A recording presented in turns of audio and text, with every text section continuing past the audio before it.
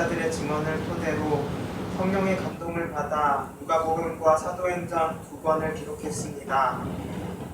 사도행전은 누가복음에 대한 회상으로 시작됩니다.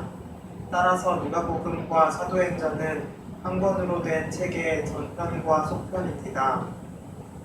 누가는 사도 바울의 전도 여행 동반자로서 사도들과 안면이 있었습니다. 사도행전에서 누가는 자신의 존재를 명시하지 않은 채 익명의 존재로 나타납니다. 우리라는 말과 함께 행적이 기록된 부분은 누가가 바울과 함께 있었다는 것을 암시합니다.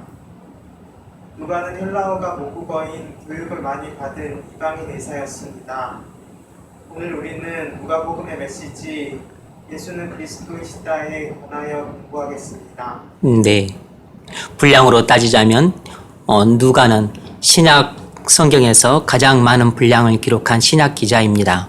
누가는 누가복음과 사도행전을 기록했는데 이것은 따로 구분되어 있지만 사실 두 권을 합치면 전편과 후편으로 되는 하나의 책이 됩니다. 앞부분 누가복음은 예수님의 생애와 사역을 기록한 복음서고 사도행전은 예수님 사후 사도들의 사역을 통해서 성령께서 어떻게 교회를 세워가시는가에 관한 초대교회가 세워져 가는 과정을 다루고 있는 역사서라고 말할 수 있습니다. 누가는 이방인 의사입니다. 사도 바울의 전도 여행의 동역자였어요. 그래서 오늘날 기독교 의사들은 모임을 가지면 많은 경우 누가회라고 이름을 붙이고 봉사하는 것을 많이 볼 수 있습니다. 이 누가는 특별히 데오빌로 각하, 다시 말해서 이방인들을 염두에 두고 복음서를 기록했다는 사실을 주목할 필요가 있습니다. 우리가 지난 시간 누가복음 전반적인 개관을 했는데 오늘은 그 중심 내용을 좀 살펴보겠습니다. 자, 첫 번째 문제 읽어보세요. 누가복음 1장부터 24장까지 읽으십시오. 미국에서 가장 크고 가장 영향력 있는 한 복음주의 교회는 오늘날 문화 속에서 기독교가 살아남으려면 돈을 가진 사람들에게 복음을 전해야 한다고 말했습니다. 그러면서 그 교회는 부자에게 전도하는 법을 가르쳤습니다. 예수님도 이 땅에서 이런 방식으로 사역하셨습니까? 누가복음에서 실제로 예수님은 어떤 사람들에게 많은 관심을 보이셨습니까? 네, 미국에서 가장 크고 가장 영향력 있는 한 복음주의 교회는 오늘날 문화 속에서 기독교가 살아남으려면 꼭 부자들에게, 돈을 많이 가진 사람들에게 복음을 전해야 한다고 역설을 했습니다. 그래서 교인들에게 어떻게 부자들에게 전도할 것인가, 부자들에 대한 전도법을 가르치기까지 했다는 거죠.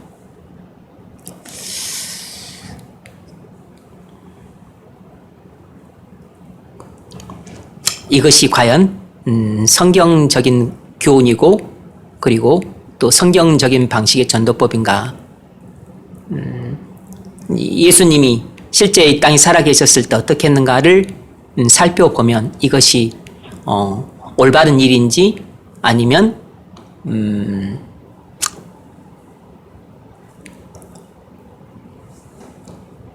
그 부자들에 대한 어떤 그 영합적인 성향을 보이는 교회의 그 편향성인지를 알 수 있죠. 누가복음에서 나타난 예수님은 실제로 어떤 부류의 사람들에게 관심을 가지셨는가라는 것을 보면 이 교훈이 올바른지 그런지를 알 수 있겠죠. 오늘 우리는 한 두 가지 정도만 간단히 살펴보겠습니다. 첫 번째로 누가복음을 보면 예수님이 누구에게 관심을 가지셨는지를 알 수 있는데 예수님은 특별히 가난한 자들에게 관심을 가지셨습니다. 가난한 자들이에요. 복음서를 읽어보면 예수님은 부자들보다도 오히려 가난한 사람들에게 더 많은 관심을 가지셨다는 것을 알 수 있습니다. 이 누가복음 1장 53절은 마리아의 찬양이에요. 우리가 잘 알고 있는 마리아가 자신이 임신했었을 때 그 충만한 기쁨을 표현한 찬양인데 53절을 보면 이렇게 노래합니다. 줄이는 자를 좋은 것으로 배불리셨으며 하나님께서 줄이는 자를 좋은 것으로 배불리셨으며 부자는 빈손으로 보내셨도다. 이렇게 노래를 하고 있습니다. 뭐 이런 이야기를 들으면 부자들은 별로 좋아하지 않겠죠?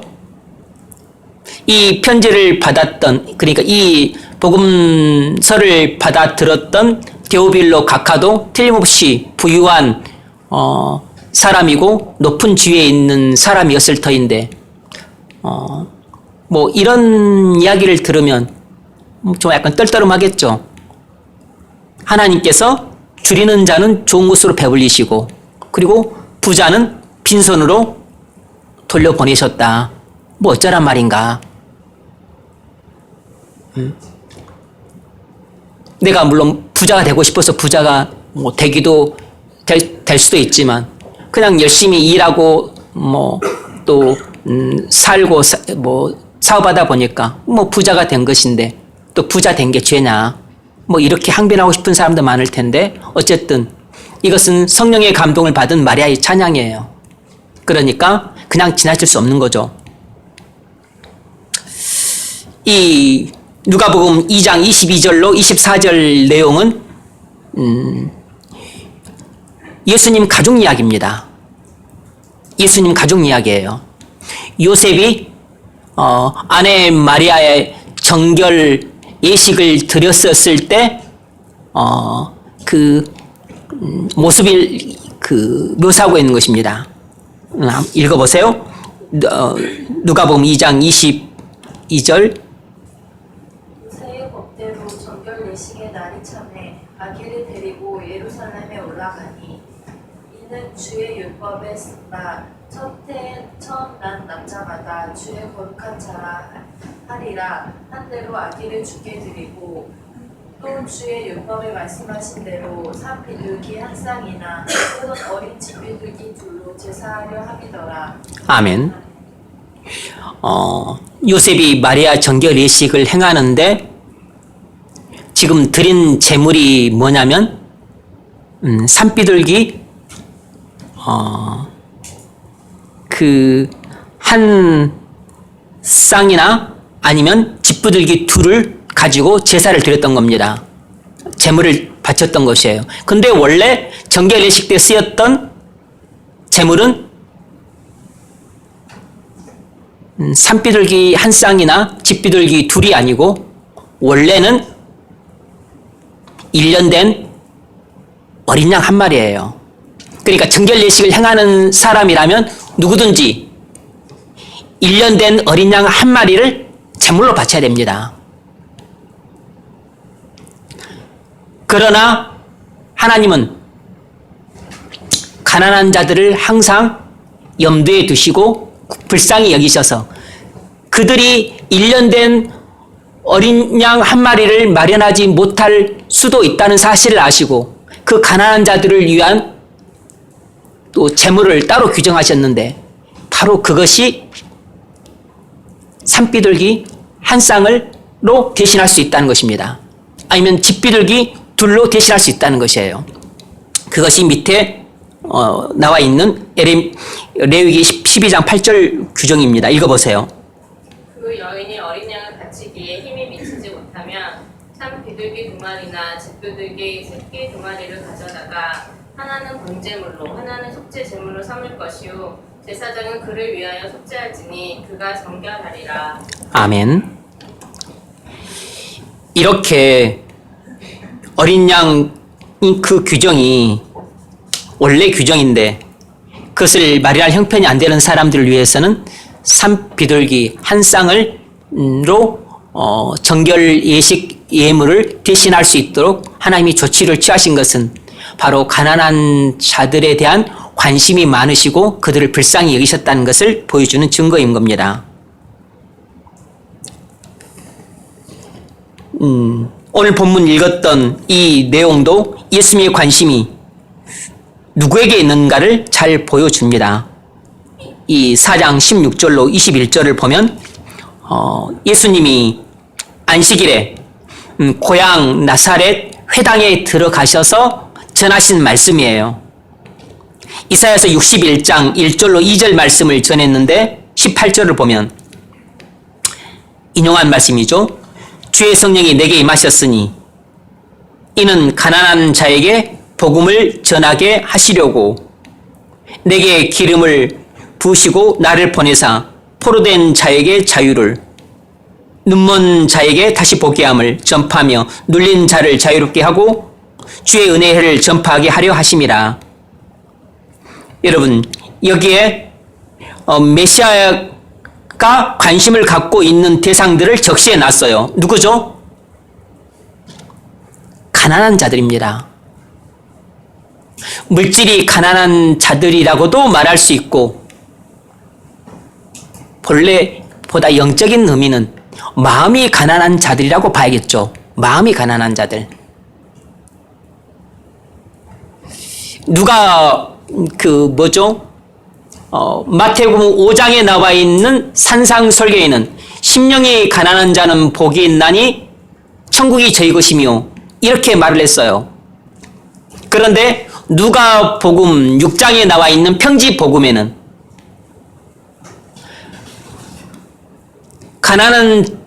가난한 자에게 복이 있나니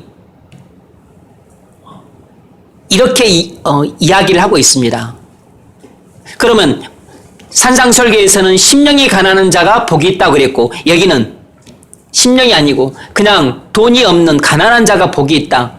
가난한 자에게 복이 있나니 천국이 저희 것이며 이렇게 말했다고 하는 것은 조금 어폐가 있을 수 있다고 봐요. 물론 그 뒤에 나중에 또 부자에 대한 경고가 나옵니다. 그러니까 물질적으로 가난한 자들에 대한 관심도 없는 것은 아니지만 어쨌든 이 이사야서 61장에서 인용한 이 본문은 물질적으로 가난한 자들에 대한 그 측면도 없지는 않겠지만 그러나 심령이 가난한 자들이라고 보는 것이 옳죠. 왜냐하면 하나님 나라는 물질적으로 가난한 사람들은 들어가고 물질적으로 부유한 사람들은 못 들어간다. 이런 의미로 말씀하신 것은 절대 아니기 때문입니다. 그리고 또 누구의 관심이 있죠? 주님이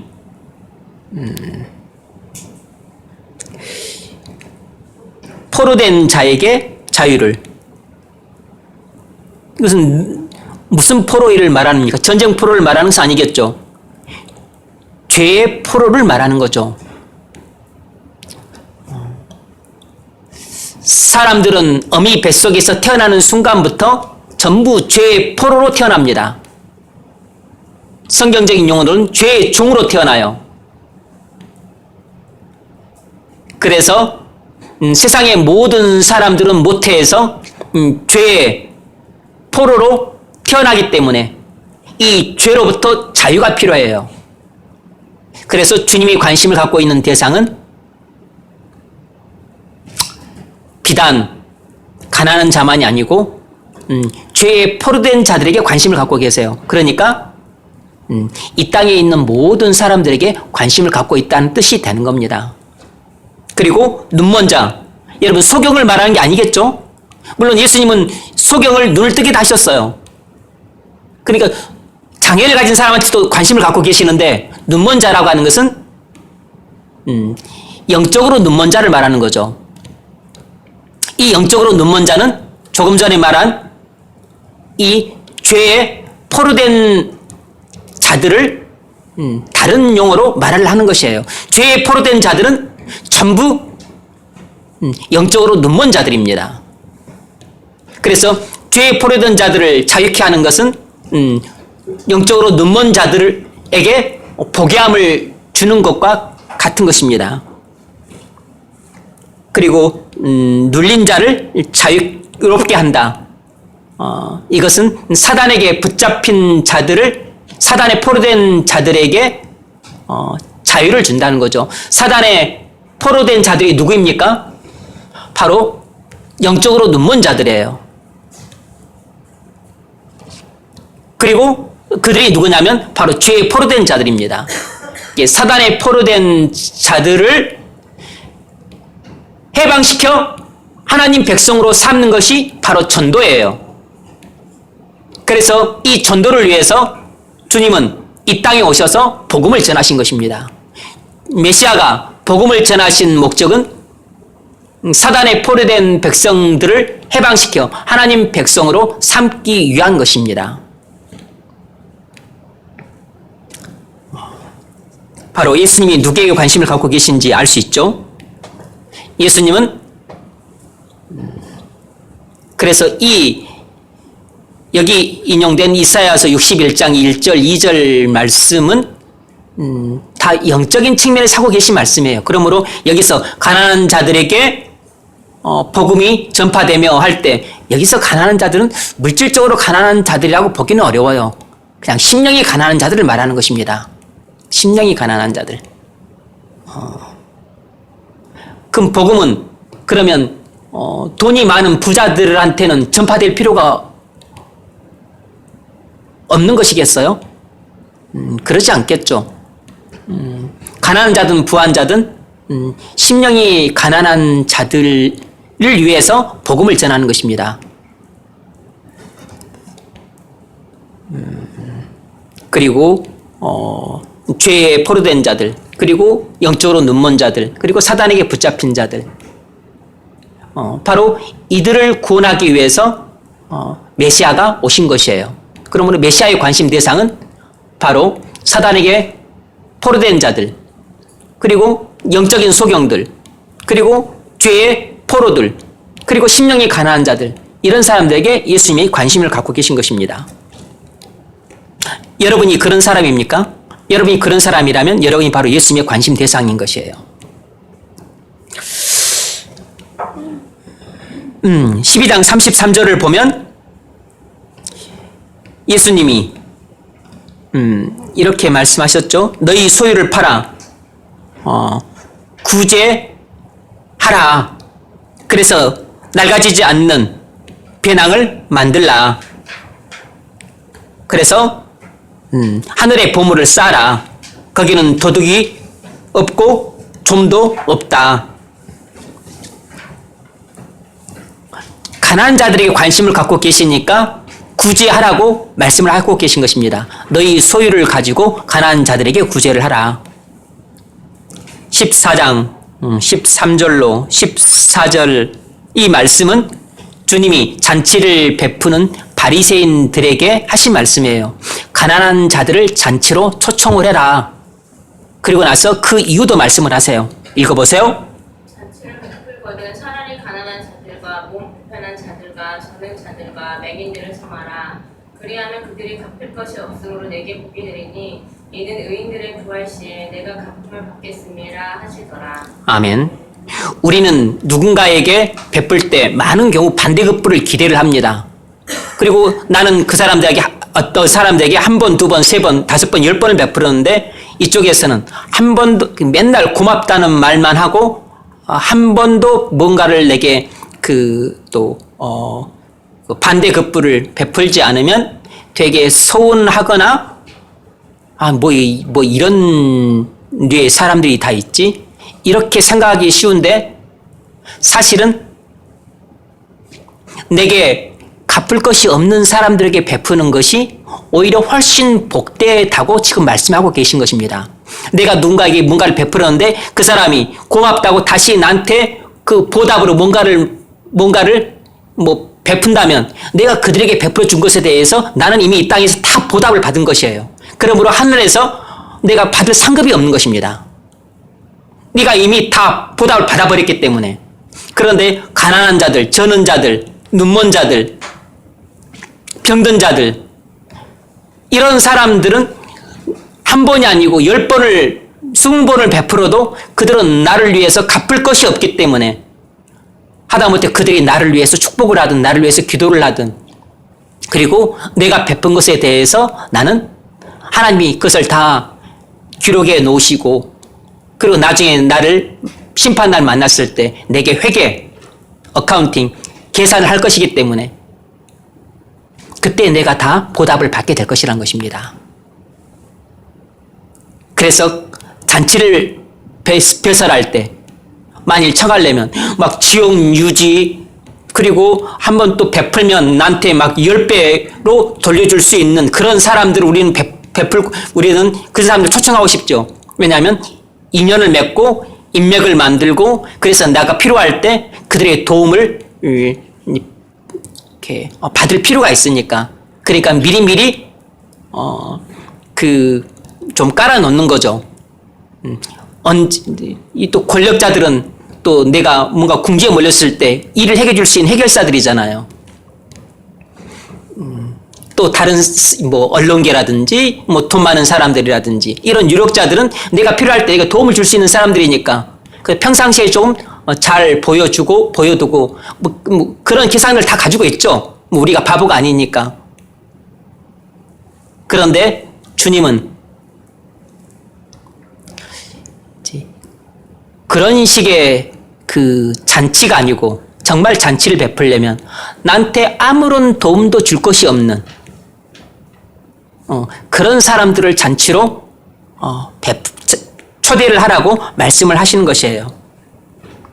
그들이 갚을 것이 없으므로 내게 복이 되리니 이는 의인들의 부활 시에 네가 갚음을 받겠습니다. 그러니까 네가 베푼 것에 대해서 나중에 심판날 부활한 몸을 입고 영광스러운 하나님 나라에 임했을 때 네가 그때 다 1000배 만배로 보답을 받게 될 것이다. 이 말씀을 하고 계신 것이에요. 그러니까 이렇게 우리가 가진 재물을 쓰려 그러면 이런 믿음이 없고서는 불가능해요. 이런 믿음을 가진 사람만이 이렇게 자기 가진 재물을 쓸 수 있는 것입니다. 그럼에도 불구하고 우리는 뭔가 근사한 잔치를 베풀면 막 예를 들면 가난한 사들, 거지자들, 노숙자들, 뭐 병든 자들, 뭐 그런 사람들 오면 여기가 무슨 뭐 거지판인 줄 아냐? 쫓아내고 우리는 다 유력자들을 모시고 싶죠. 유력자들. 그러면 그런 잔치는 100번을 벌여도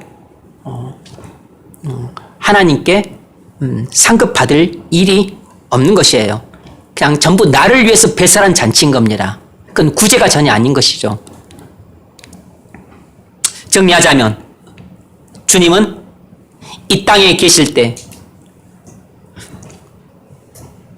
모든 사람에게 관심을 가지셨지만 특별히 가난한 자들에게 많은 관심을 가지셨을 뿐만 아니라 그들을 불쌍히 여기셨다는 겁니다. 주님은 모든 사람에게 관심을 가지셨지만 특별히 가난한 사람들에게 관심을 많이 가지시고 그리고 그들을 특별히 불쌍히 여기셨다는 것이에요.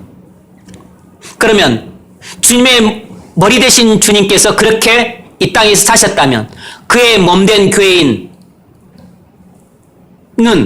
이 땅에서 어떻게 사역을 해야 되겠습니까? 당연히 우리도 모든 사람에게 관심을 갖되 특별히 가난한 자들에게 더 많은 관심을 갖고 그리고 그들을 주님이 불쌍히 여기셨던 마음으로 불쌍히 여기는 것이 옳다는 거죠. 그래서 앞서 말씀드렸던 것처럼 미국의 한 엄청나게 가장 크고 가장 영향력 있는 그런 복음주의 교회가 가르치고 있는 것처럼 부자들에게 특별히 관심을 갖고 오늘날 이런 상황 속에서 교회가 살아남으려면 부자들에게 복음을 전해야 된다. 그래서 부자들에게 전도하는 법을 특별히 가르치는 이런 류의 경향은 세속주의적인 흐름에 영합하는 아주 왜곡된 그 경향이라고 말할 수 있는 거죠. 그래서 복음주의 교훈이 문제가 많은 것입니다. 미국에서 도입된 이 복음주의라고 하는 이런 신학 사상이 많이 왜곡되어 있어요. 많이 비성경적입니다. 한 가지만 간단히 짚고 넘어가자면 그 이유는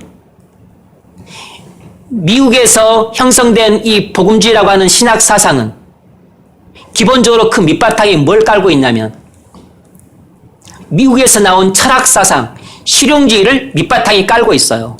그래서 이 신학 사상이 철학 사상에 영향을 받은 것입니다. 현대 신학은 대부분 현대 철학의 영향을 많이 받았습니다. 그래서 미국의 실용주의는 다 잊어먹었네. 존 뒤라든지 그런 사람들에 의해서 그 나온 실용주의고, 그리고 미국을 오늘날 이렇게 크게 발전시킨 그런 철학 사상인데, 이것은 결과가 좋으면 선이다 라고 하는 이런 가치관을 가지고 있는 철학 사상이에요. 그래서 이런 것들을 미국의 복음주의가 도입을 해서, 예를 들면 교회가 많은 사람들을 전도해서 데려오려 그래요. 그러면 우리가 전도합시다 해서 외부에서 불신자들을 교회 안으로 데려와서 교회에 적을 두고 교회를 다니게 만드는 이 전도를 잘할 수 있는 모든 수단, 방법은 전부 선하다고 간주를 하는 것입니다. 그래서 오늘날 교회는 지금 교인 수가 자꾸 줄어들고 있고, 그리고 이제 갈수록 재정난도 심해지니까 이 복음주의 교회는 이런 어려운 상황에서 부자들의 돈이 필요하다. 그래서 부자들에게 관심을 갖고 부자들에게 복음을 전하고, 그래서 그들에게 특별히 복음을 전하는 법을 가르칠 필요가 있다. 이제 이런 생각 자체가 아주 실용주의적인 마인드에서 나온 생각이에요. 이 실용주의는 여러분 세상의 철학 사상이에요. 세상의 철학 사상이 교회의 신학과 신앙 안으로 들어온 것입니다. 이것을 교회의 세속화라고 부르는 것이에요. 그래서 미국의 복음주의는 세속화된 신학 사상이에요. 그래서 옛날 우리나라 못 살았을 때는 미제는 다 넘버원이었습니다. 무조건 좋았어요. 그런데 미국에서 들어온 복음주의 신학은 넘버원이 아닙니다. 좋은 게 아니에요. 아주 비성경적인 그런 신학 사상이 많이 가미되어 있어요. 그건 걸러야 되는 거죠. 그래서 미국제 복음주의는 반드시 경계를 해야 됩니다. 그래서 우리 교회는 미국제 복음주의는 받아들이지 않아요. 우리는 받아들이지 않습니다. 미국제 복음주의를 받아들이는 우리나라 교회는 미국제 복음주의를 거의 대부분 받아들입니다. 특히 큰 교회들은 거의 대부분 다 받아들여요. 저기 서빙고동에 있는 엄청나게 큰 교회, 저기 지금 서초동에 있나요? 서초동에 있는 그런 큰 교회들, 여의도에 있는 큰 교회들, 아무튼 큰 교회들 치고 어디죠? 압구정동인가? 그런 쪽에 있는 큰 교회들, 명동에 있는 큰 교회들, 어쨌든지 간에 큰 교회들, 그리고 우리 교단은 그나마 보수적입니다. 고신 좀 더 보수적이고, 합신, 그리고 이쪽이 통합이라든지 감리교, 침례교, 오순절교회, 이쪽 교회는 그냥 물어볼 필요도 없어요. 그리고 이제는 교단 차이가 별로 없습니다. 보수 교회도 거의 대부분 받아들입니다. 그러니까 목회자 신학에 따라서 일부 몇몇 사람이나 교회가 안 받아들일 뿐, 목회자 신학에 따라서 안 받아들일 뿐이지 이제는 교단 차이는 거의 없어졌어요.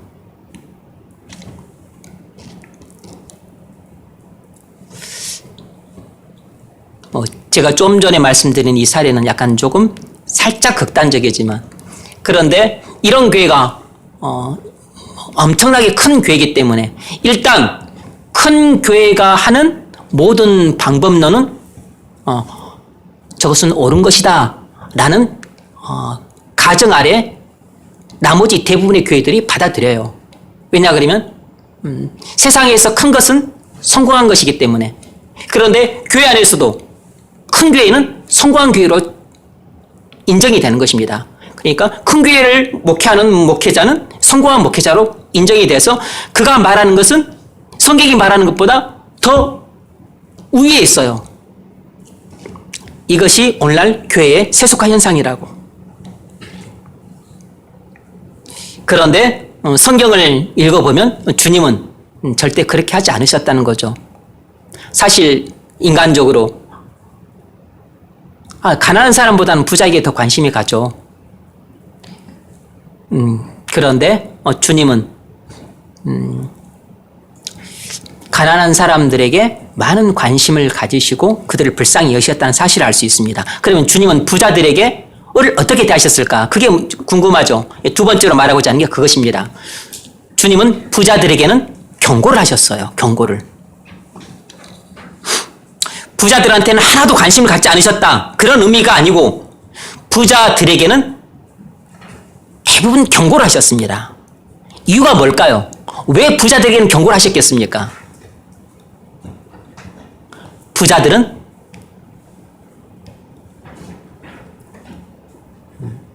그 부를 축적하는 과정이나 또 그 부를 사용하는 그 방식이나 그리고 그 부가 가져다 줄 수 있는 엄청난 타락의 위험 때문에 대부분의 부자들이 지옥에 갈 운명이었기 때문에 주님은 부자들을 만나셨을 때마다 거의 대부분 경고하셨어요. 이것이 복음서에 나온 주님의 모습입니다. 복음서를 보면 주님은 부자들을 만나셨을 때마다 항상 경고를 하셨습니다. 그래서 부자가 천국에 가는 것은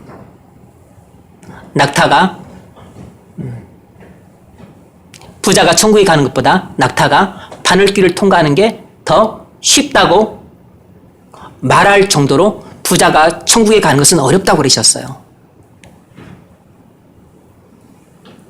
그만큼 부가 우리를 타락시켜서 예수님을 밀어내고 나의 구주요, 나의 주로 마음속에 자리 잡을 가능성이 엄청나게 높다는 사실을 경고하신 것입니다. 이것은 부자를 미워해서 말씀하신 게 아니고 실제 사실을 말씀하신 것이에요. 그러니까 부자를 사랑하시고 염려하셔서 경고로 말씀하신 것입니다. 부자에 대한 사랑과 염려와 안타까움이 부자에게는 경고로 나타나신 것이에요. 읽으세요. 6장 20절.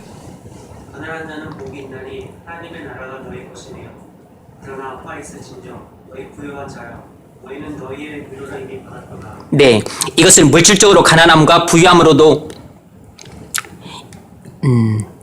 볼 수 있겠지만 그러나 심령으로 보는 것이 전반적인 문맥에서는 옳다고 봐요.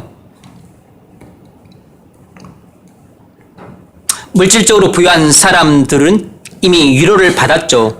그런데 마음이 부유한 자들, 뭘 말하는 거죠? 예수님 없이 그냥 돈이 많으니까 마음이 부유한 것입니다. 이런 사람들은 이미 위로를 받았기 때문에 천국에 들어가기 합당치 않다는 거죠. 계속 읽으세요. 화 있을진저 너희 지금 배부른 자여 너희는 줄이리로다.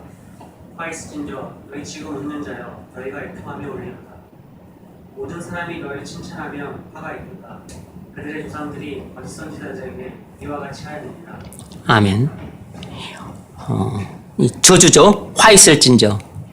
지금 배부른 자여 너희는 줄이리로다. 그러니까 아주 그냥 미식가처럼 맛있는 것만 찾아다니면서 먹고 식도락 것처럼 먹는 것을 즐기고 그렇게 먹고 마시고 그리고 배를 만족시키면서 그렇게 즐기며 사는 자들에 대해서 경고하고 있는 것입니다. 누구에게 경고하고 있는 거죠? 부자들에게 경고하고 있는 것이에요. 부자들에게. 그래서 그런 사람들은 어떻게 웃죠? 맛있는 거 먹으면서 웃어요. 즐깁니다. 이 사람아. 응? 지옥에서 눈뜨면 어떡하려고 지금 천국과 지옥에 대해서 말을 하는데. 화 있을진저. 지금 웃는 자들이요. 웃으면 안 되지. 막 맛있는 거 보면서 아이고 어구 맛있다. 어구 맛있다. 이렇게 웃는 사람들. 벵두리면서 막 웃는 사람들. 난 두드릴 배도 없네. 너희가 애통함이 울리로다. 여러분 경고하고 있는 것입니다. 모든 사람이 너희를 칭찬하면 화가 있으리로다. 이것도 무서운 말이죠.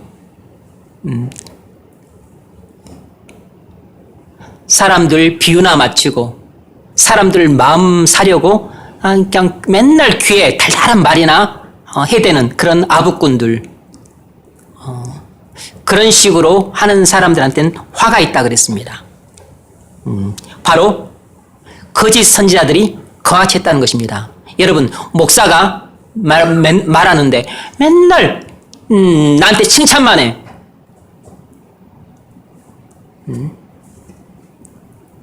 맨날 칭찬만 하는 목사들이 있어요.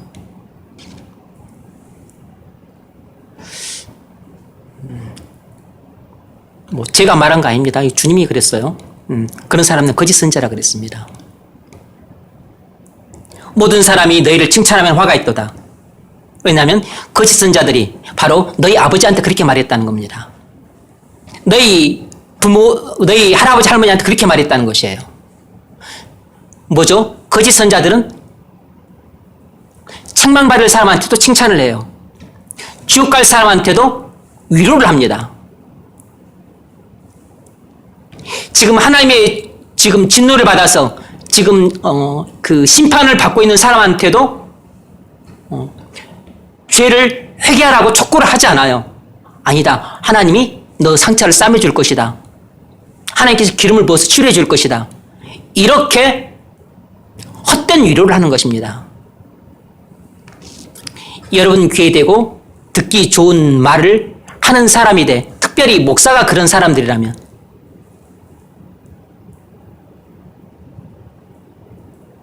성경은 그런 사람들을 거짓 선지자라 그랬습니다. 교인들이 앉아 있는데 100명이든 1000명이든 앉아 있는데 그 중에 일부 소수를 제외하고는 다수는 회심하지 않은 사람들이에요. 그러니까 죽으면 지옥 갈 사람들이라고. 그런데 그런 사람들한테 주일 오전에 하는 설교인데 주일 오전에 하는 설교인데 한 번, 두 번은 위로하는 설교를 할 수 있어요. 그런데 한 달에 4번이면 3번은 그런 식으로 설교를 해요.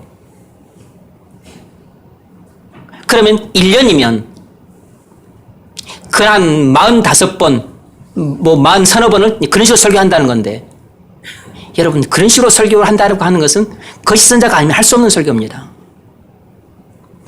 이 회중석에 앉아있는 절반도 아니고 절반이 훨씬 넘는 그 다수의 무리들이 죽으면 지옥 갈 사람들인데 그런 사람들에게 이 세상 살이가 너무 고통스럽고 슬프고 그리고 지고 가기 버거운 짐이라 힘들지 하면서 그렇게 위로의 말이나 전해주고 격려의 메시지나 전해주는 사람이라면 여러분 이 세상 그 사람들은 죽으면 지옥 갈 사람들이에요. 여러분 그러면 지옥 가서 고통당하는 게 더 고통스러워요? 이 땅에 살면서 직장생활하고 또 시어미한테 시집살이하고 아니면 또 배우자 잘못 만나서 그것 때문에 부부싸움하고 자식 때문에 조금 마음고생하고 그렇게 사는 게 더 힘들어요? 아니면 지옥 가서 불구덩이에서 고통당하는 게 더 힘들어요? 뭐가 더 힘드냐고. 지옥 갈 사람들은 이 땅에서 사는 것이 천국인 겁니다. 물론 그런 위로가 필요 없다는 게 아니고 위로를 해야죠. 격려도 해야 되고. 근데 그들에게 필요한 것은 지옥에 가지 않도록 그들이 지옥 갈 운명이라는 것을 보여주고, 그리고 그들이 지옥에 가지 않으면 어떻게 해야 되는지 그것을 이 귀머거리들한테 계속 들려줘야죠. 영적인 귀머거리들아서 지금 100번을 말했음에도 불구하고 못 듣지만 그럼 또 101번째 이 복음의 노래를 들려줘야 된다고. 안 믿고 지옥 가는 것은 그들 책임이지만 들려줘야 되는데 들려주지 않는 이 불성실함은 목사의 책임인 거죠.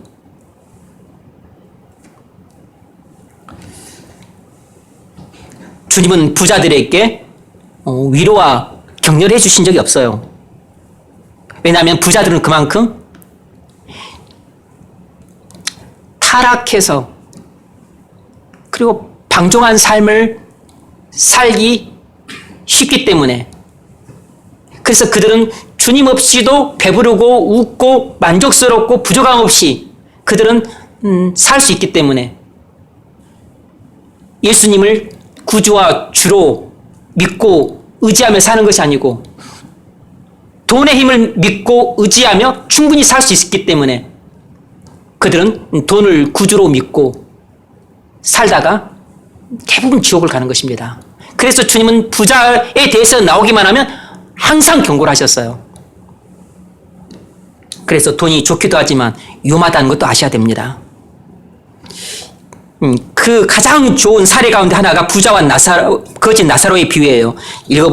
펴보세요. 누가복음 16장. 누가복음 16장 19절. 누가복음 16장 19절로 31절까지인데 이것 다 읽을 수 없으니까 읽지 않겠습니다. 여러분 내용 다 아시죠? 부자와 거짓 나사로의 이야기예요.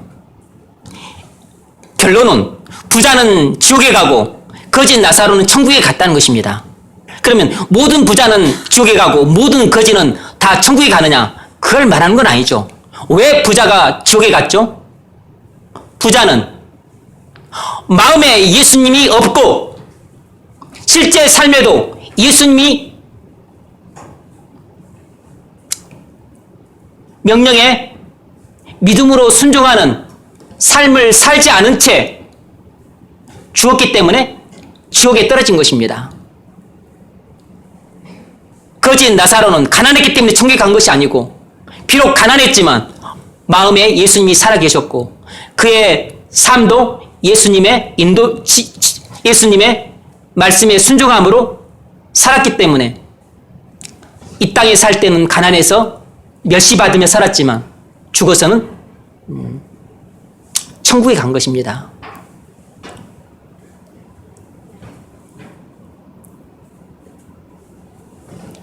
여러분, 이 부자와 거짓 나사로의 비유는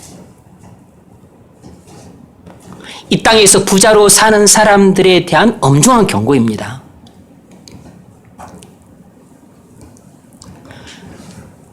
가난한 사람들은 믿고 의지할 데가 없어요.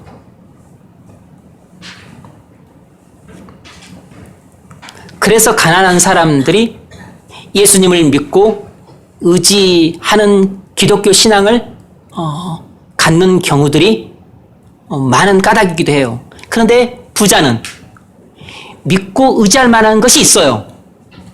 뭐냐면 예수님보다도 훨씬 더 강력해 보이는 돈이라는 게 있기 때문이에요. 이 세상에서 하나님을 맞서 대항할 만한 존재는 돈밖에 없습니다. 성경은 하나님을 맞서 대항할 만한 존재는 돈이라 그래요. 이걸 만문이라고 부르는 거죠. 신격화시켜서. 제가 한번 예전에 그 어려운 이야기 했죠. 돈은 사람으로 하여금 유사 전능성을 갖게 한다고. 우리는 돈이 많으면 마치 자기가 신처럼 생각이 되어서 내가 못할 수 있는 일은 없다고 생각하는 착각에 빠지게 만들어요. 그래서 무슨 일이든 얼마면 되니? 이렇게 까부는 것입니다. 하나님이 한번 툭 쳐가지고 다음날 아침 일어나지도 못하게 만들 수 있다는 사실을 까먹고 있는 것이에요. 돈은 사람에게 유사 전능성을 심어줍니다. 마치 자기가 전능한 신처럼 착각을 해요. 많은 돈을 갖고 있는 사람들은. 왜냐하면 심지어 정권도 자기들이 바꿀 수 있고, 안 되는 일도 되게 할 수 있고, 되는 일도 안 되게 할 수 있고, 감옥에 갈 사람도 감옥에 안 가게 만들 수 있거든요. 돈만 있으면. 그러니까 못할 일이 없다 생각을 하는 것이에요.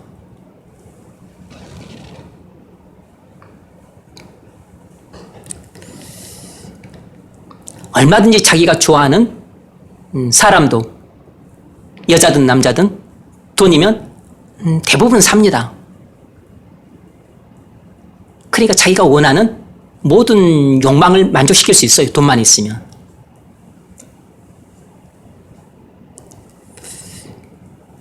그런데 바로 이것이 그만큼 돈을 믿고 의지하는 것입니다. 그러니까 자기는 돈이 많으니까 돈을 쉽게 믿고 쉽게 의지하는 것이에요. 뭐죠? 예수님. 예수님을 믿고 의지하려면 이건 어려운 겁니다. 왜냐하면 예수님을 믿으려면 내가 예수님 말씀을 정말 마음속에 믿고 그대로 순종을 해야 돼요. 그럼 순종하는 것이 얼마나 고통스러운데. 자기를 부인해야 되잖아요. 누가 내 얼굴에 침 뱉어도 이쪽 이렇게 해야 되는데 막 화가 날 만한 일도 참아야 되고. 그게 순종이에요. 차라리 그냥 줍해가지고 치료에 물려주는 게 낫지.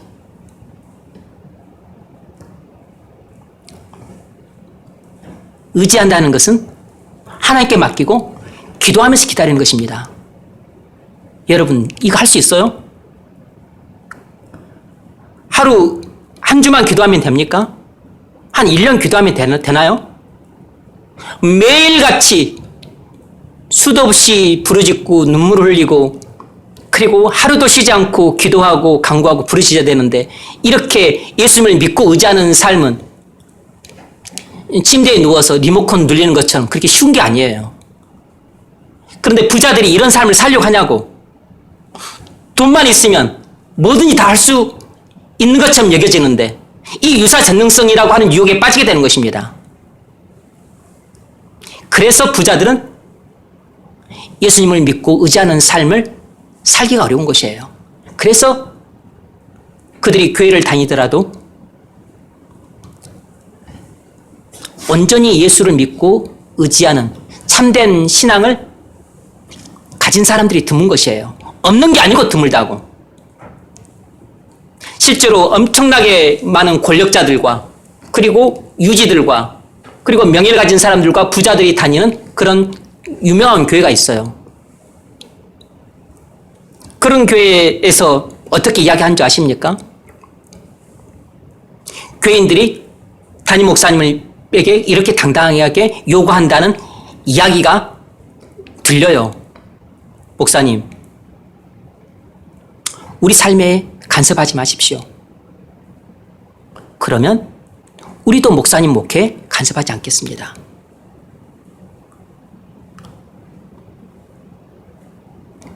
그래서 신방도 원하지 않아요. 신방 오는 것도 싫어해요. 신방하는 거 거절합니다. 그러니까 그냥 목사님 주일일 때 설교하셔서 우리에게 적당한 위로와 격려해 주시고 은혜 주시고 그리고 은혜를 받든 말든 그것은 우리가 알아서 할 거고 그냥 목사님은 그 정도 선에서 끝내고 그리고 그냥 적당하게 이렇게 목회하십시오. 그러면 우리도 목사님 간섭하지 않겠습니다. 여러분, 그게 교회입니까? 그게 신앙이냐고. 그게 사교 구락부지. 그게 교회예요. 여러분, 교회를 다니는 교인이라고 하는 것은 예수 때문에 살고 예수 때문에 죽는 것입니다. 예수 때문에 살고 예수 때문에 죽는 사람이 바로 그리스도인이에요. 그래서 예수님 때문에 살려가면 사는 것이고 예수 때문에 죽으라면 죽는 것입니다. 근데 목사가 그렇게 설교를 못하고 그렇게 목회를 못한다면 그건 더 이상 그건 교회가 아닌 겁니다. 여러분, 부자들이 이렇게 힘이 세요. 부자들이 이렇게 힘이 셉니다. 근데 부자가 한 명도 아니고 100명, 1000명, 10,000명이서 그렇게 요구하면 목사가 그 교회에서 목회를 하려면 그들의 요구를 들어주든지 아니면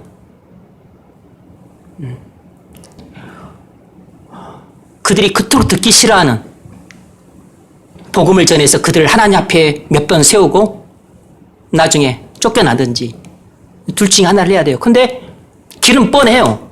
그들은 절대 안 듣거든요. 그러니까 물러날 것을 각오하고 물러나야 되는 겁니다. 그리고 또 그들은 다 신사기 때문에 조용히 물러나게 해요. 그러니까 목사도 조용히 물러나야 돼요. 신사처럼.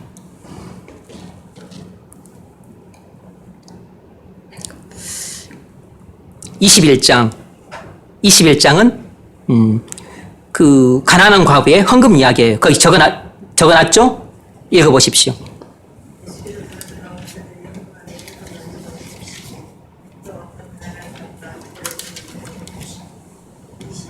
내가 참으면 많아.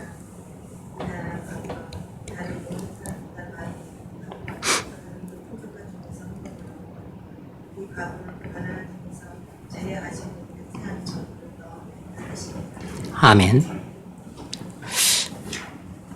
여러분, 부자들이 가난한 자들보다 헌금하는 액수가 훨씬 더 많아요.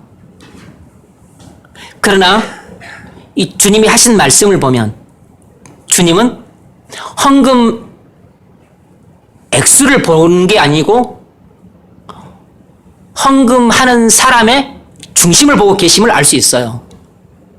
주님은 헌금 액수에 미소 짓는 것이 아니고 헌금하는 사람의 그 중심을 보시고 미소를 짓고 계신 것이에요. 부자들이 이 가난한 여인보다 헌금하는 액면가는 훨씬 더 많았을 겁니다. 그런데 이 가난한 여인은 2렙돈을 넣었어요. 아주 적은 금액입니다.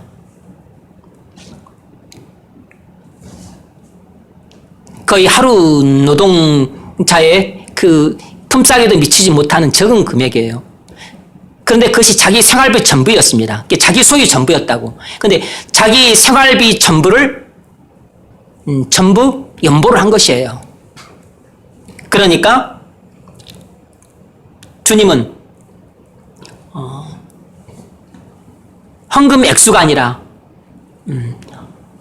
자기 소유 대비 헌금액, 그 헌금 비율을 보신 거죠. 여기는 뭐 100분의 1을 했든 1000분의 1을 했든 그렇게 헌금을 했다면 이 여인은 자기 소유 100% 전부를 헌금을 한 것이에요. 이것이 부자들이 하나님을 사랑하는 마음의 정도고 100분의 1이든 1000분의 1이든 이 가난한 여인은 또 하나님을 사랑하는 마음이 이 헌금 비율로 나타나는 겁니다. 이쪽은 100%인 것이에요. 그래서 주님은 헌금 액수가 아니고 소유 대비 헌금액이라 할 수 있는 헌금 비율을 더 중요하게 여기신다는 사실을 알 수 있어요. 그래서 헌금액이 적다고 해서 주님이 뭐라고 말씀하시는 게 아니고 바로 이 헌금 비율 속에 담겨 있는 하나님의 사랑하는 마음을 보시고 하나님이 칭찬하신 것입니다.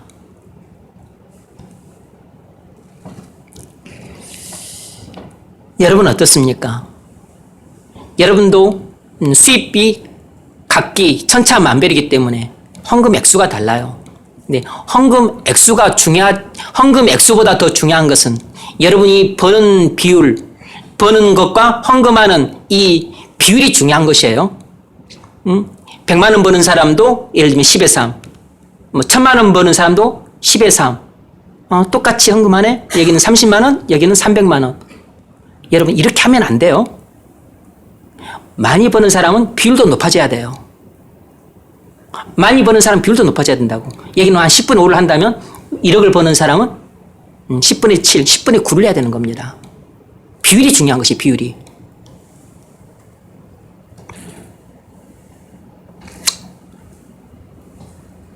(12장을) 보면 이것은 그냥 지나갑시다. 간단히 제가 이야기만 하고 지나가겠습니다. 아버지가 남겨준 유산 상속 분쟁이 일어났어요. 형제간에 유산 상속 분쟁이 일어났습니다. 그래서 형이 다 차지했다고 동생이 울먹거리면서 예수님한테 와서 조종을 부탁했습니다. 그랬더니 예수님이 의외로 조종을 부탁한 동생을 꾸짖었어요. 내가 그런 것이나 하는 사람이냐. 그러면서 재물은 풍부하지만 하나님에 대해서는 인색한 그 어리석은 부자 이야기를 하면서 이 어리석은 부자들에 대해서 책망을 하고 계세요. 그러니까 부자들은 대부분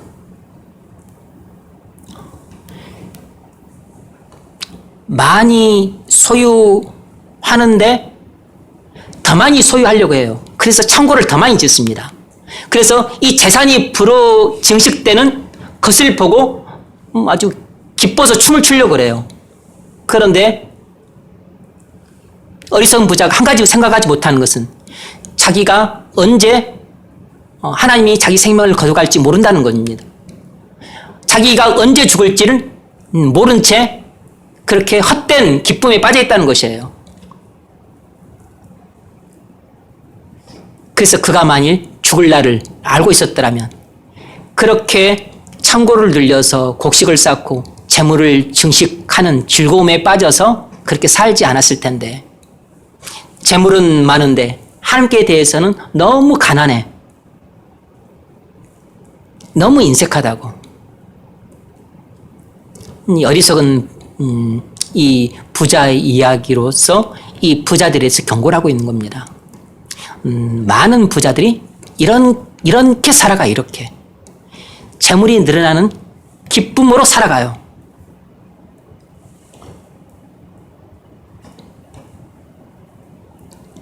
여러분, 우리나라 그 재벌들 보십시오.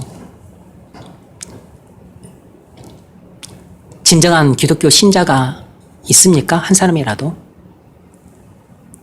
없어요, 여러분. 12장 34절 읽어보십시오. 아멘. 우리가 보물이라고 생각하는 것에 우리의 마음도 가 있는 것입니다. 여러분, 이것은 이해하기 쉬운 말처럼 들리지만 사실상 이해하기 쉽지 않은 말씀이에요. 여러분, 우리 마음이 돈에 가 있다면 내 보물은 돈이에요. 내 마음이 온전히 예수님께만 가 있다면 내 보물은 예수님인 것입니다.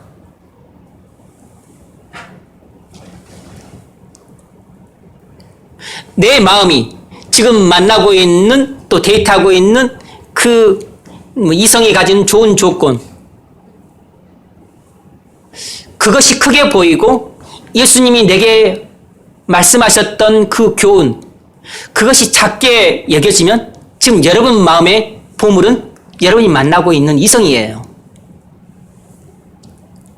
거기에 눈멀면 예수님이 내게 뭐라고 말씀하시는지 이것이 눈에, 귀에 안 들어오고, 그래서 그 말씀을 버리고 나는 그냥 이 사람을 따라가는 것입니다. 왜냐하면 예수님은 좀 잠깐 잃더라도 이 사람을 잃을 수 없기 때문에, 예수님을 조금 서운해 하시더라도 이 사람을 서운하게 할 수 없기 때문에, 그래서 불신자들과 결혼하는 것이에요. 가장 어리석은 선택입니다. 여러분, 보물이 어디에 있죠? 여러분, 오늘도 오늘 마침내 찾아오셨더라고. 건물주 바뀌었으니까 우리가 이제 나가라고 말씀하시면 3개월 이내에 나갈 준비하고 계시라고. 여러분,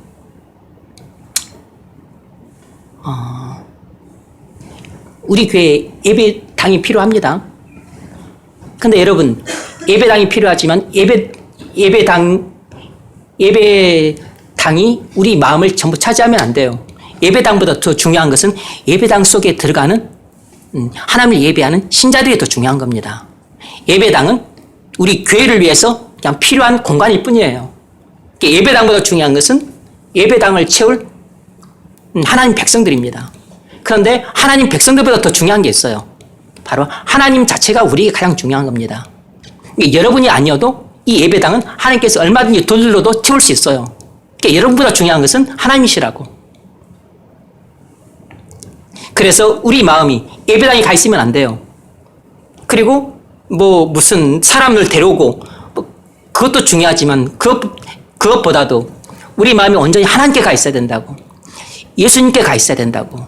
그래서 예수님 때문에 살고 예수님 때문에 죽는 그런 신앙이 있어야 하나님이 예배당을 채울 백성도 보내주고, 그리고 백성이 있으면 하나님께서 필요하면 예배당도 주시는 겁니다. 보물이 무엇인지를 여러분이 분명히 선택을 하셔야 돼요.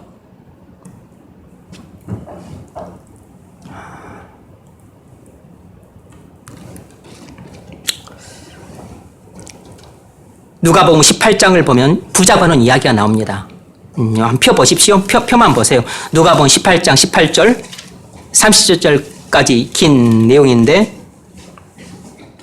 부자 관원 이야기가 나와요. 여러분도 대략 아실 줄 알고 제가 간단하게만 이야기하겠습니다. 부자 청년 관원이 예수님을 찾아와서 어떻게 하면 영생을 얻느냐고 물었습니다. 그러자 예수님이 이렇게 대답하셨어요. 부모를 공경하고 살인하지 말고 간음하지 말고 그리고 거짓 증거하지 말고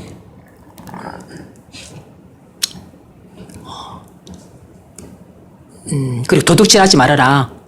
이와 같은 계명 지키고 하나님을 믿으라. 그랬더니 이 부자 청년 관원이 저는 어렸을 때부터 다 그렇게 지켜왔습니다.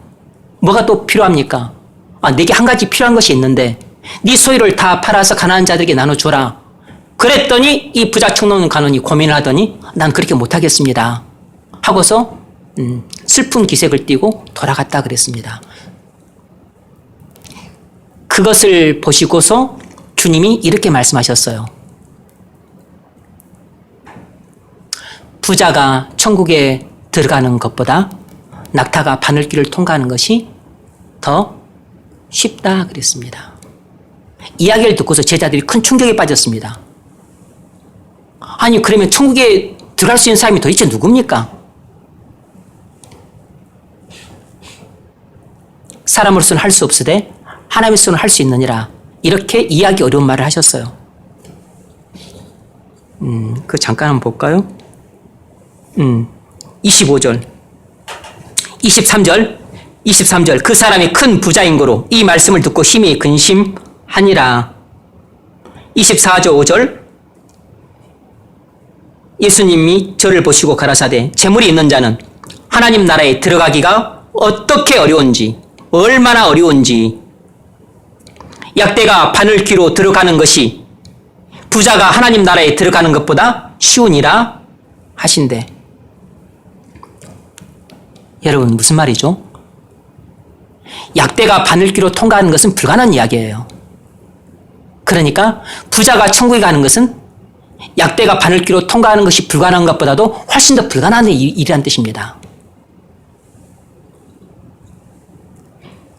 그만큼 부는 우리에게 편리함과 그리고 유익과 그리고 안락함을 줄 뿐만 아니라 우리를 그만큼 욕망을 만족시켜 줄 수 있는 강력한 힘을 갖고 있기 때문에 우리를 그렇게 타락시키고 그리고 음란하고 방탕하게 살도록 유혹하는 강력한 유혹의 힘을 갖고 있어요. 이 돈 자체가.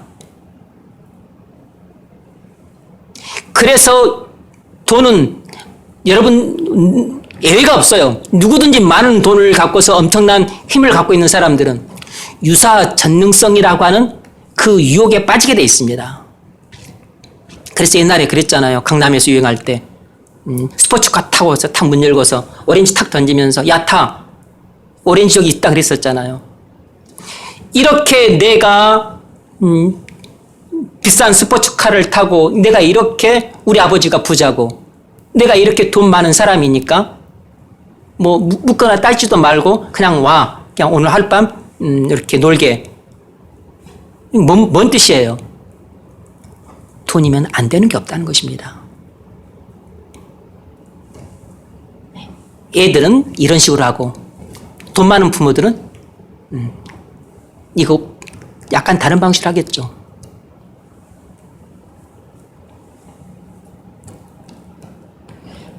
그래서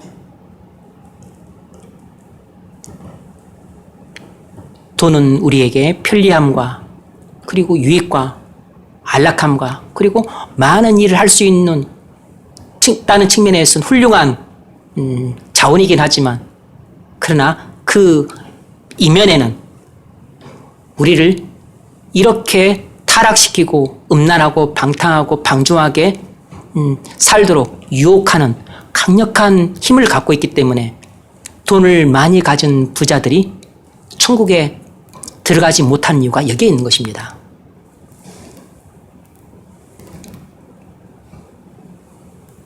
예수님을 믿고 의지하는 삶보다는 돈을 믿고 의지하는 삶이 훨씬 가깝고 훨씬 쉽고 훨씬 빠르고 훨씬 편하기 때문에 예수님을 믿고 의지하는 것은 너무 힘들고 너무 어렵고 너무 고통스럽고 너무 불편하고 그리고 너무 요구하는 것이 많기 때문에 이렇게 사는 것보다는 돈을 믿고 의지하는 것이 훨씬 편하고 빠르고 쉽고 그리고 만족스럽기 때문에 이렇게 살고자 하는 유혹에 빠질 수밖에 없는 것이에요. 그래서 부자가 예수님을 온전히 믿고 의지함으로 예수님 제자가 되어서 마음에도 예수님이 계시고 실제 자기 삶에도 예수님의 그 인도와 지도를 받으며 살아가는 그런 부자가 드문 것입니다. 그런 부자가 드문 것이라고. 그래서 부자가 천국에 들어가는 것보다 그 약대가 그 낙타에 혹이 있음에도 불구하고 바늘길을 통과하는 것이 훨씬 쉽다고 말씀하신 것이에요. 그런 정도로 부자가 천국에 가는 것은 어려운 것입니다. 이것은 부자를 미워해서 하시는 말씀이 아니고 부자를 염려하셔서 하시는 경고예요. 경고.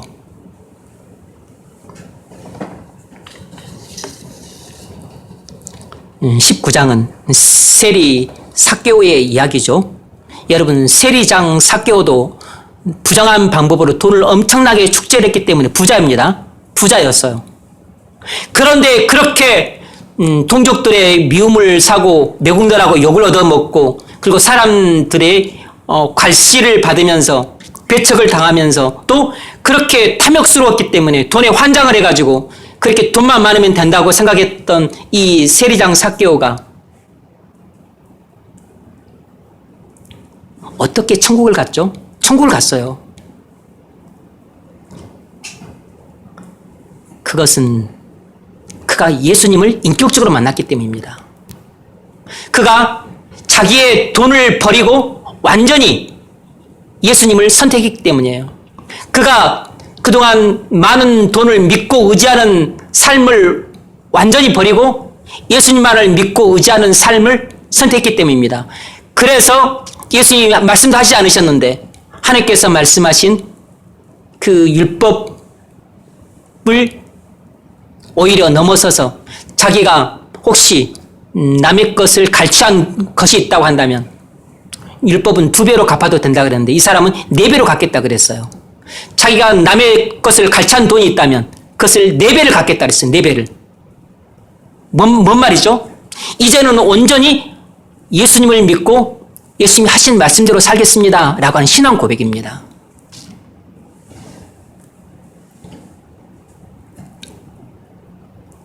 부자가 구원받는 방법은 돈을 믿고 의지하는 삶을 완전히 포기하고 예수님이 하나님의 아들이시요 나의 모든 죄를 십자가에서 대속해 주신 구주이심을 믿고 그리고 온전히 그 말씀만을 의지하며 사는 것만이 부자가 구원받을 수 있는 유일한 길이에요.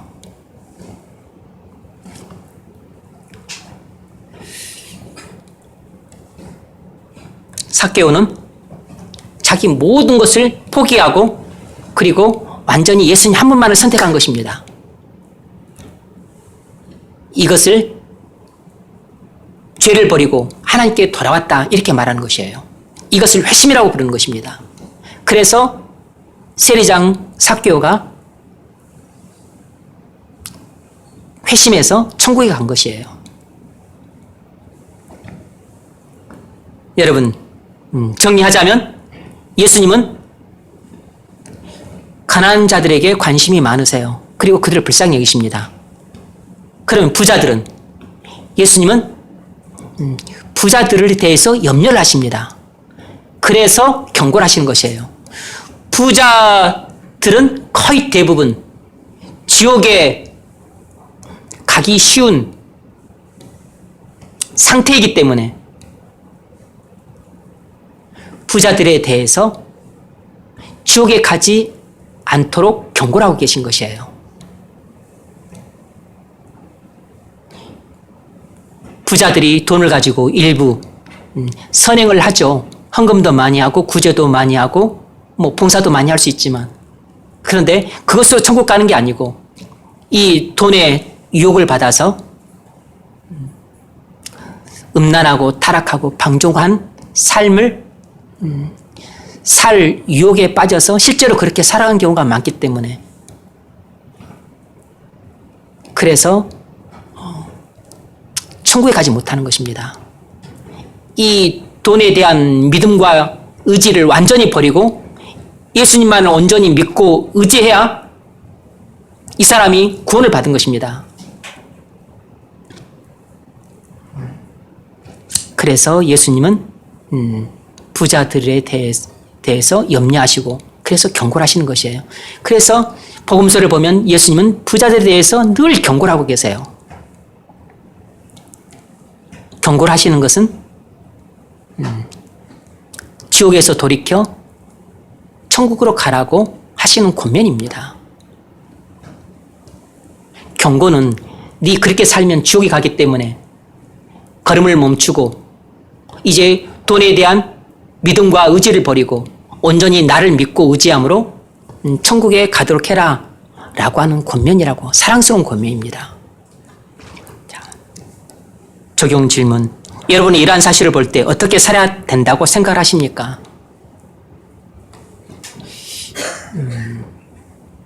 우리는 다 부자가 되고 싶어 하죠. 못 돼서 부자가 못 되는 거지. 근데 여러분, 부자가 되면 꼭 좋은 점, 장점만 있는 게 아닙니다.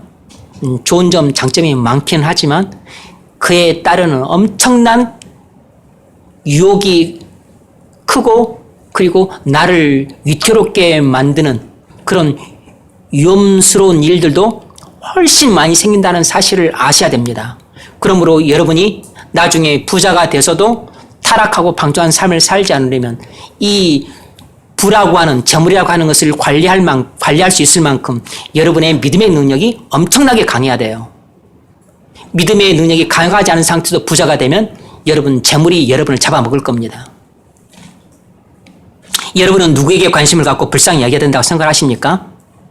내가 도와줘도 갚을 능력이 없는 사람, 베풀어줘도 나에게 아무것도 보답해 줄 것이 없는 사람, 그리고 누군가에게 여러분이 뭔가를 선행하라고 베풀었을 때 반대급부를 기대하지 마십시오. 반대급부를 해주지 않는 것이 오히려 내게 덕이 돼요. 그런 사람들에게 여러분이 섬기고 나누고 베풀 수 있기를 바랍니다. 결론, 말씀을 맺겠습니다. 여러분, 재물을 많이 얻을수록 우리는 더 많이 원하게 됩니다. 이게 중독이에요, 중독.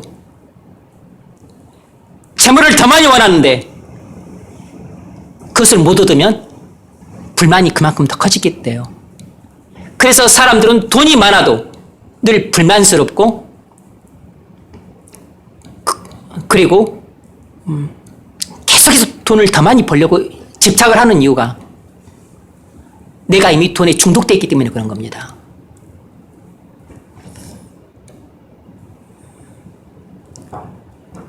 하나님이 돈을 주신 것은 하나님의 영광을 위해 쓰라고 내게 맡기신 것이에요. 나는 하나님의 청직인 겁니다. 그래서 주인은 하나님이세요. 하나님의 주인이신 하나님의 뜻을 따라 청직인 내가 재물을 사용하고 그리고 관리를 잘해야 돼요. 그것이 내가 해야 될 직분입니다. 내가 하나님의 나라의 곳간의 청직이라는 사실을 망각하는 순간, 내가 내 돈의 주인이라고 생각하는 순간 우리는 한 사람도 예외 없이 다 타락하고 방종하게 돼요. 그래서 숱한 사람들이 많은 재물 때문에 이 땅에서 잘 먹고 잘 입고 잘 살다가 부자와 거짓 나사로에 나온 부자처럼 죽어서는 지옥에서 눈을 뜨게 되는 겁니다. 주님이 그것을 경고를 하고 계신 것이에요. 그러므로 너무 부자가 되려고 집착하지 마세요.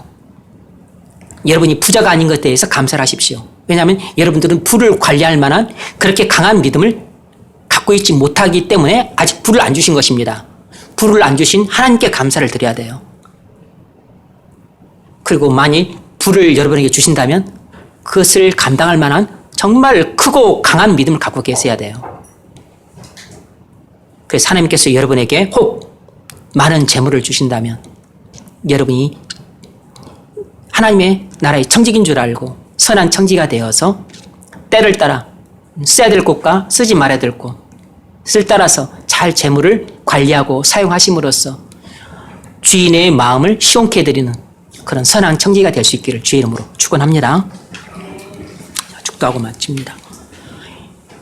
이제는 우리 주 예수 그리스도의 은혜와 하나님 아버지의 무한하신 사랑하심과 성령님의 교통하심이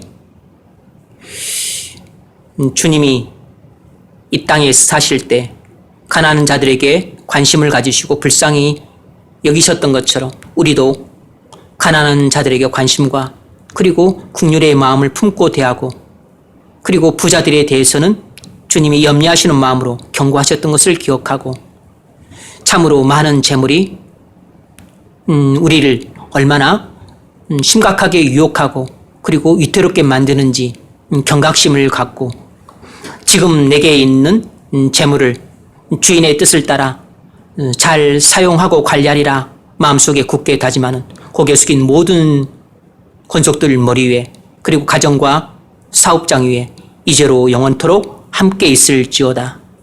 아멘.